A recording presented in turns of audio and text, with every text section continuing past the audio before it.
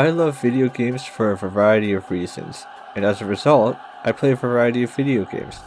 There are games that focus on a captivating story, unique and beautiful aesthetics, engaging gameplay, or a combination of those things. But what I feel makes video games special is their ability to interact with and manipulate you, the player.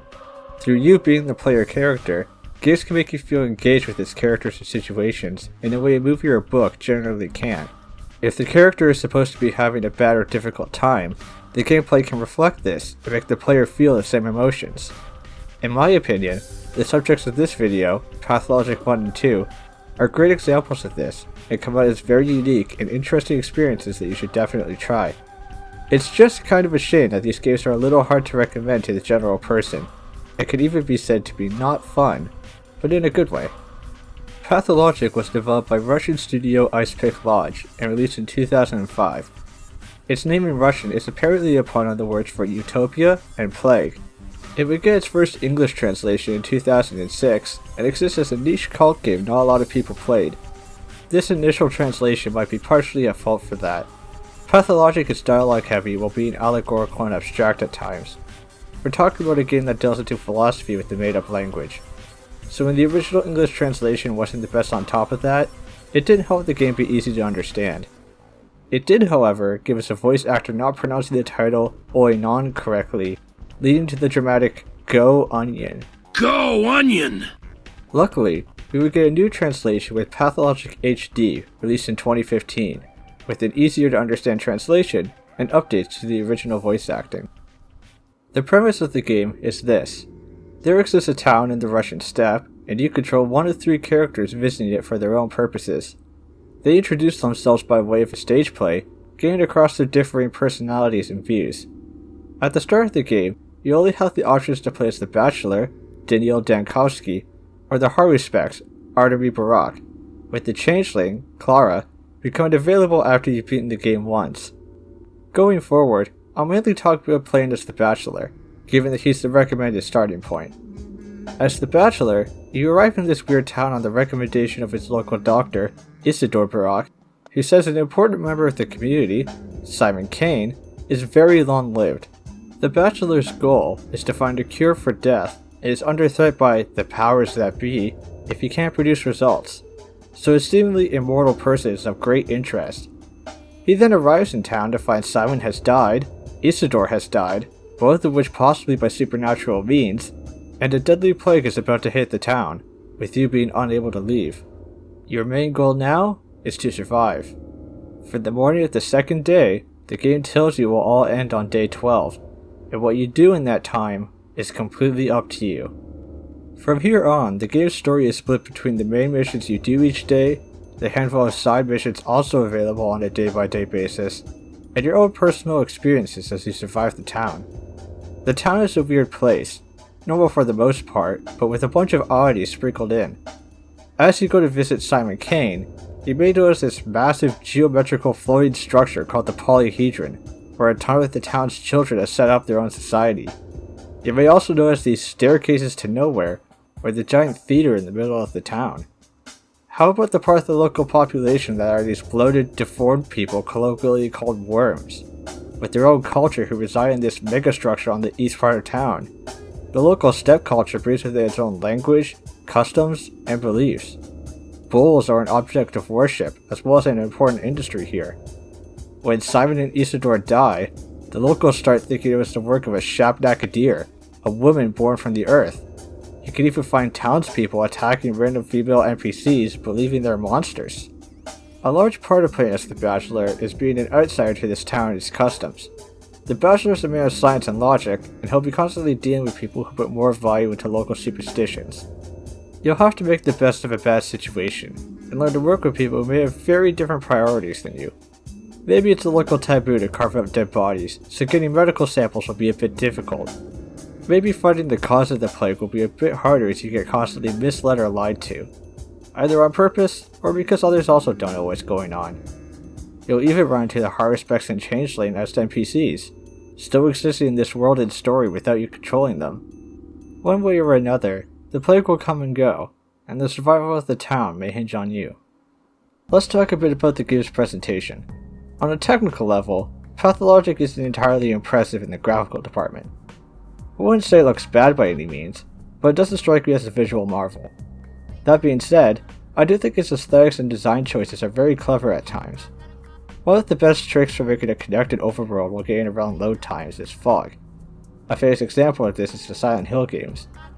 Pathologic does this as well, with the excuse of the town's local herb, Twyrene, being in bloom and having its spores clog the area. This is also the canonical reason for other gameplay mechanics. There's also a lot of copy and pasting going on, from the buildings to the character models. You could call this lazy, or you could say the repeated buildings help the unique ones stand out. The bizarre structures of the town stand out more when juxtaposed with the mundane. Even once inside, you could be greeted by odd building layouts or paintings. It keeps you guessing. It's also cool how the different districts are distinct in terms of architecture. While the character models repeat, I think this is purposely done. Each NPC has their own function, which I'll discuss when we get into gameplay. In short, the 4 models for kids aren't just there for variety, but to help you show what role they're playing. Same with the drunkards or the town guards or the muggers. They each have their role, and making them easy to visually identify helps. Sound-wise, Pathologic does a decent job overall. The voice acting is sparse and sometimes oddly delivered, but that can be intentional with the game trying to throw you off. Throughout the game, you'll have both the ambient noise and the music accompanying you. The ambient noise is a lot of animal sounds, chirping crickets and such. I only have one real issue with the sound, and that's that good and bad deeds are accompanied by the sound of a happy and crying baby, and it's a little out of place. The music, however, is a bit harder to describe. The best I can do is that it's a combination of tribal and trance. There are droning instruments with a chanting vocal accompaniment. It helps sell the odd nature of the town when even the background music is a little off. Now let's get into the gameplay.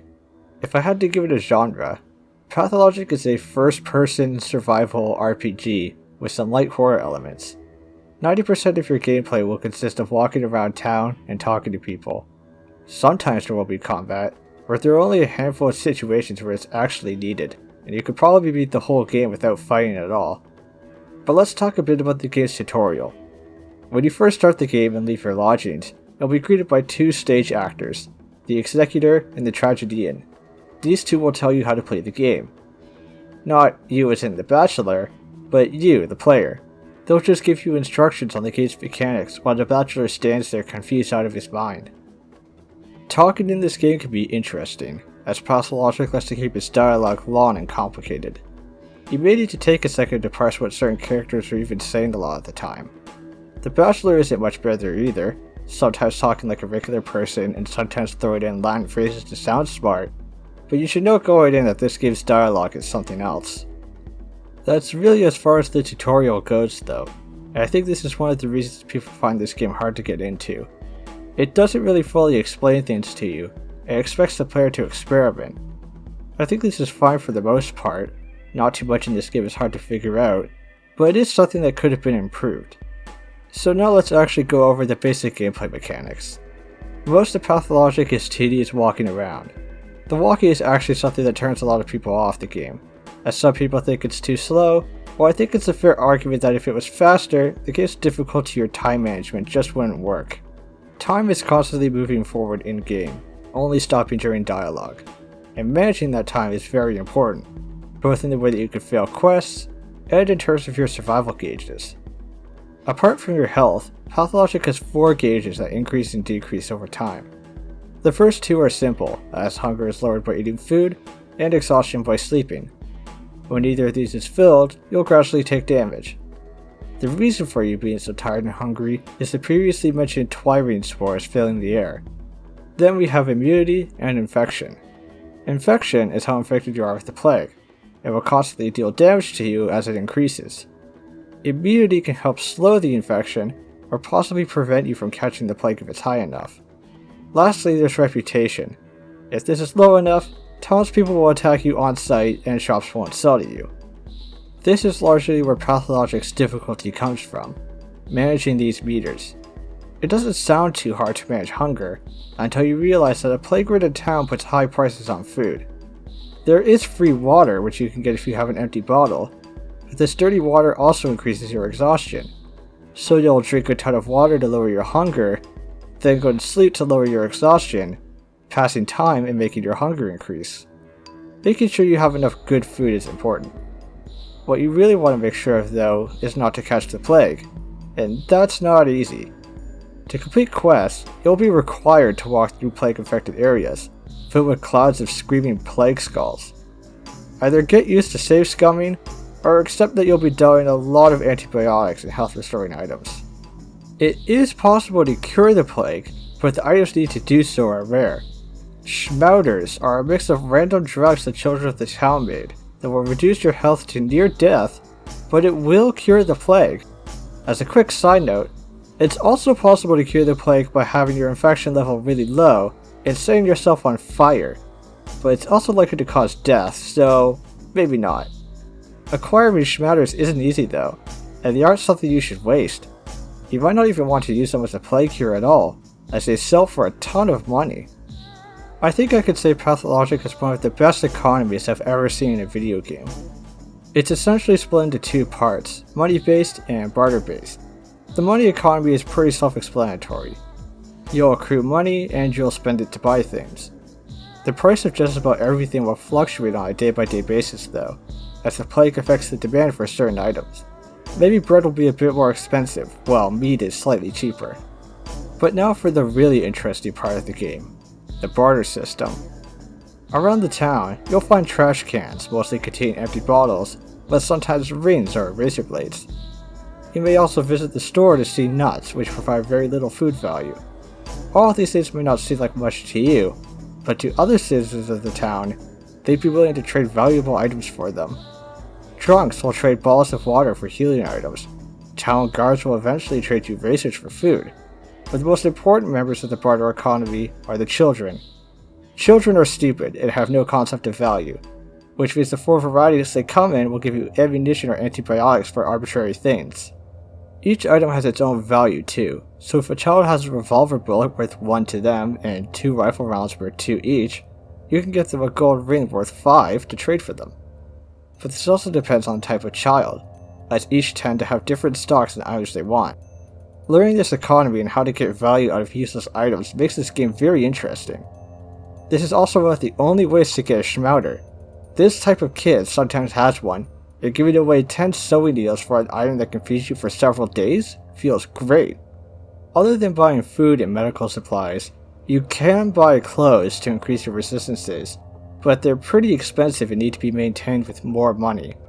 Same with your weapons, as they degrade after each use. Combat in Pathologic is stiff.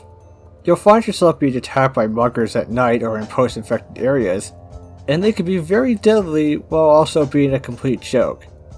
Once you're in melee combat, it's very easy to get into the rhythm of moving away slightly, baiting the enemy to attack, and then punching them once they're open. You still need to be careful though, as even a basic punch will deal a ton of damage to you, never mind a knife wound or bullet.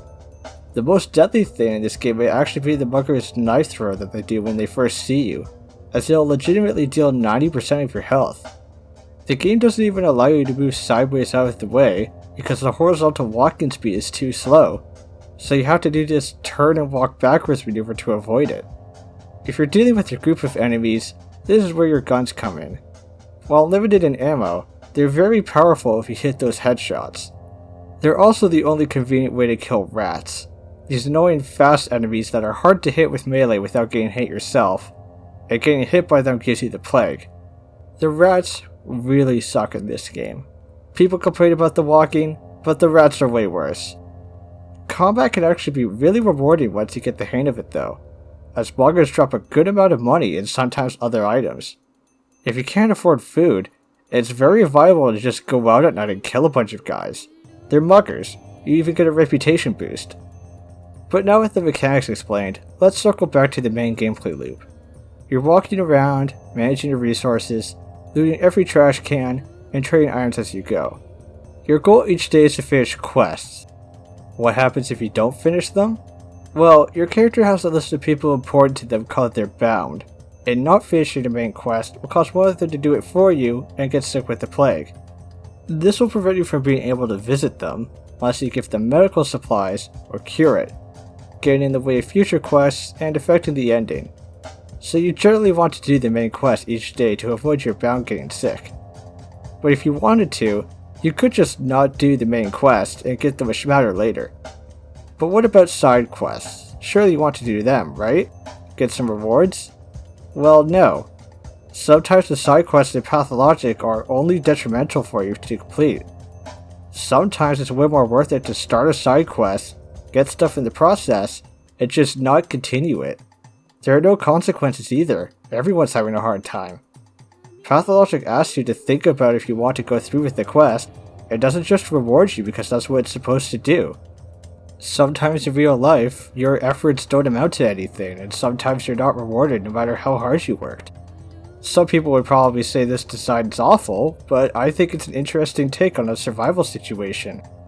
You can even fail a quest by just saying the wrong thing accidentally, and then it's just incompletable unless you reload a save. You may not even know what quests are going on though if you don't pay attention to your mail. Every now and then, an icon will flash indicating you received a letter, usually pointing you towards a quest line. This is an important mechanic the game doesn't explain, so be sure to look through your controls. It's the L key by default. But even then, I've only been talking about playing as the Bachelor. What's the deal with you other characters? Is it just more of the same? Let's say you play through the Bachelor's route. When you start playing as the Haruspecs, you arrive in town to see your father, Isidore Barak, the same man who sent the letter for the Bachelor to come. You'll then find yourself attacked as you arrive, and start the game near death with too low a reputation to buy anything. Then you may remember hearing about a serial killer in the Bachelor's route, and rumors about the Haruspecs. Playing through this story will help you fill in the gaps. You're still trying to find a solution to the plague, but also who killed your father and what unfinished business he had. So it's the same story from a different perspective then. No, it isn't. You aren't controlling the Bachelor anymore, so he isn't doing the same actions you made him do in your playthrough. Even times in the main story where the Haruspecs and Bachelor interacted won't be the same. There are different main and side quests each day, and even some added mechanics. The Haruspecs is an ex-local of the town, and familiar to some extent with its customs and remedies. As the Haruspecs, you'll engage a lot with characters or aspects of the culture the Bachelor didn't. You can pick up herbs to brew remedies with them, you can carve up bodies to harvest organs to trade with the worms. There are entire aspects of the lore and characters that you only get by playing this route. And then we have the Changeling. In this regard, I'll only say two things. The first being that while this is a full route, it is a bit unfinished, admitted by the developers. The side quests toward the end make this really apparent. The second is that the Changeling route is made under the assumption that you've played the previous routes, know the game's various twists, and is designed to mess with the player even further. And you want to know what the really weird part is? Despite the deadly combat, resource management, and plague, Pathologic isn't hard once you get the hang of it, at least when playing as the Bachelor. And despite not being hard, it's still very tense as you don't know what to expect and are constantly trying to avoid death. It's boring walking around all the time with its monotonous gameplay, but it really sells the miserable time the character is having. The game is aware that it's kinda boring, but that the moments where you succeed feel great. Pathologic is a game that isn't fun to play, while also being a rewarding experience. It's got some really cool aspects, like its economy or approach to quest design. It's not going to click with everyone, but you might end up really liking this game. Without going into spoilers, that could probably be said about the story too. It's really allegorical, with different characters representing different ideals. A lot of debating about philosophy. I'm not smart enough to have an in-depth discussion on it, but some of you may really engage with it. And while I would like to simply recommend Pathologic, I am aware that there are aspects about it people don't like or that could use improvement. It would be really great if there was a sequel or remake to improve upon the formula, and luckily there is. Pathologic 2, the sequel remake to Pathologic 1. Yes, it's both the sequel and a remake. It's not a substitute for the original, but I think it's probably a better starting point. So let's talk about why I love this game. Pathologic 2 was developed again by Icepick Lodge, started as a Kickstarter project in 2014, and eventually releasing in 2019. A demo would be released for the game called The Marble Nest, which is now included with your purchase.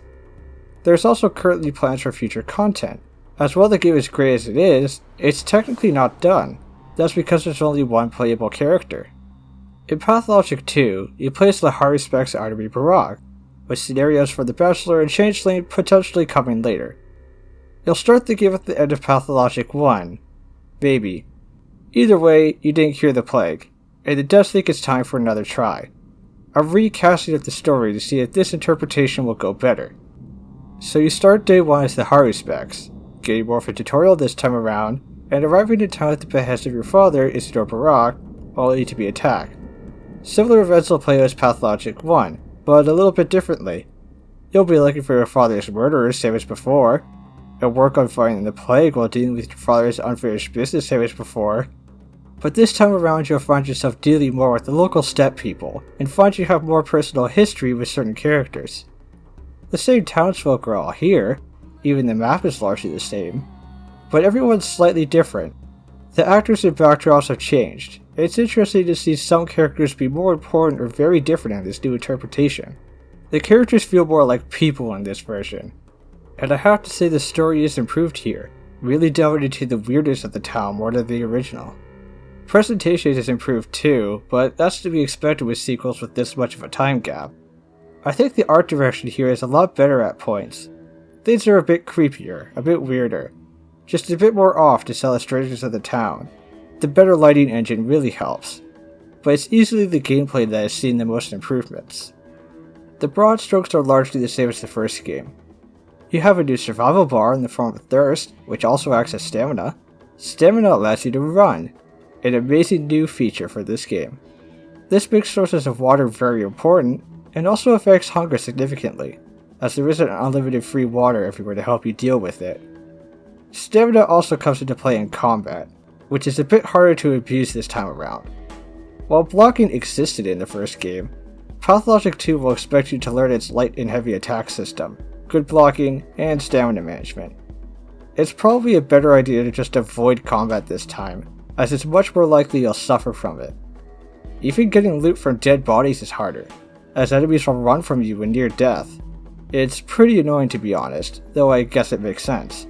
The best part of combat is that this game removed rats. There are a lot of good changes in this game, but that's my personal favorite. The really substantial changes though are in the expanded economy and the changes to quest design. Money still works as it did before, but the barter aspect and inventory management has been worked into something very impressive. Where the original game had an inventory system divided into item types, so you could have 12 weapons and 12 kinds of food, Pathologic 2 gives you a shared inventory system across all of them, with different items taking up various amounts of room. You didn't have to actively manage your inventory much in the original game, except for your miscellaneous items used for trade. In Pathologic 2, every item you get requires you to consider your inventory. Everything in Pathologic 2 has value. Even trash items like used bandages or broken vials can be turned into something useful if you know how. This game is a hoarding nightmare as you constantly try and manage what you should have on your person. To give a real example, early in my first playthrough, I spent a good amount of money to get a revolver for emergency situations, and that revolver took up 6 inventory slots. I had to make the conscious choice to carry that gun with me all the time, instead of 3 to 6 other items I could use for trading or any other situation. You have a safe house to store items, but the thought of will I need this later will be constant. I ended up never using that revolver. To expand on this more, nearly every NPC trades now. Children are still very important and can provide you with various things, but then some NPCs will provide you with valuable resources for repairing equipment. Pathologic 1 had you repair things through money, but in this game, you'll need various items depending on how damaged what you're repairing is. Clothes are also more affordable here, and you'll want to buy and maintain them as well. You can even craft more inventory space if you get the right stuff. Since you don't know what the next day will bring, or what you may need later, you'll constantly be thinking of what items to trade away, or what you should keep in case you need to repair something. In short, the already interesting barter system of the original game has been blown up into something fantastic. And then we have the quest design. Pathologic 2 is pretty unique in this regard. Instead of letters and quest logs, you have a mind map. a web of interconnected thoughts relating to quests and your general understanding of the situation. Quests happen more organically, if that makes sense. You don't have a main quest to do every day, but instead a larger task that may take you several days, or that you may not have a solution for until tomorrow. You'll still go through the process of identifying and trying to cure the plague, but you could accomplish this earlier or later depending on how you approach it. You aren't railroaded by this game's quests. Instead of doing side quest number 5, you'll have the thought to go visit someone, and that can naturally branch out into other things to do. The map is also much more useful this time around, pointing you towards points of interest. Maybe something will come of it, maybe it's just dialogue. You don't know what could end up being important, and what could just be a little side task. I would have extra time in Pathologic 1, but in 2, I found myself trying to make the most of every minute. The game still asks you to think about your actions, as sometimes following through on these quest lines will have more negatives than positives, but it's an interesting way of approaching quest design that doesn't feel like going down a list, although even if it did, you wouldn't be able to anyways. You won't see everything in Pathologic 2 in a single playthrough. This is due to changes in how characters catch the plague. Where before, they would catch it from you not doing the main quest, now they have a chance to catch it every day. You can increase their immunity by giving them antibiotics, but before long, you'll have some characters catch the plague, and then die, the side quest related to that character now being gone. This is likely why the main quest line is so loose, as tying it to a specific character just wouldn't work. One final thing I can't forget to talk about is dying. In Pathologic 1, if you died, you would just reload. There wasn't any real consequence. The developers this time around decided to make even that aspect of the game frustrating, as when you die, you get a permanent debuff to one of your stats, like your health or your hunger bar. This is across all saves for that character run too. You can't rewind it. It's not that big of an issue, but it makes you actually cautious when getting into fights. There are a lot of ways Pathologic 2 challenges you. The game is legitimately hard when it comes to managing everything, at least in its intended difficulty. The game got criticized for its difficulty when it came out, so they added difficulty sliders to change the game in various ways. You can make the game easier, or even harder in various aspects. I recommend playing the game in its intended difficulty for a first run though. It's hard, but on purpose. I do think the difficulty sliders are a good tool though, if you want to do an easier second playthrough to see content you weren't able to before. And that's about it for this long ramble about why these games that are frustrating to play are so great. Whether it's the unique setting, interesting design choices, or how it really makes you feel like a frustrated doctor doing their best to survive and cure a plague on their own, there's something to like in these games. I would say to try Pathologic 2 first if you have no interest in the first game's tedium. Just be aware that it was intentionally made to be unfriendly. If I haven't convinced you to play it, you can find a lot of other videos praising Pathologic 2. Luckily, it got more recognition than the first game, and rightfully so. I think future games should look to Pathologic 2 for ideas of interesting game design and intentional difficulty. So if you want to play a series of games not quite like anything else, go play Pathologic. If you enjoyed the video, consider leaving a like or comment. If you want to hear about more underappreciated games, subscribe to my channel for more content.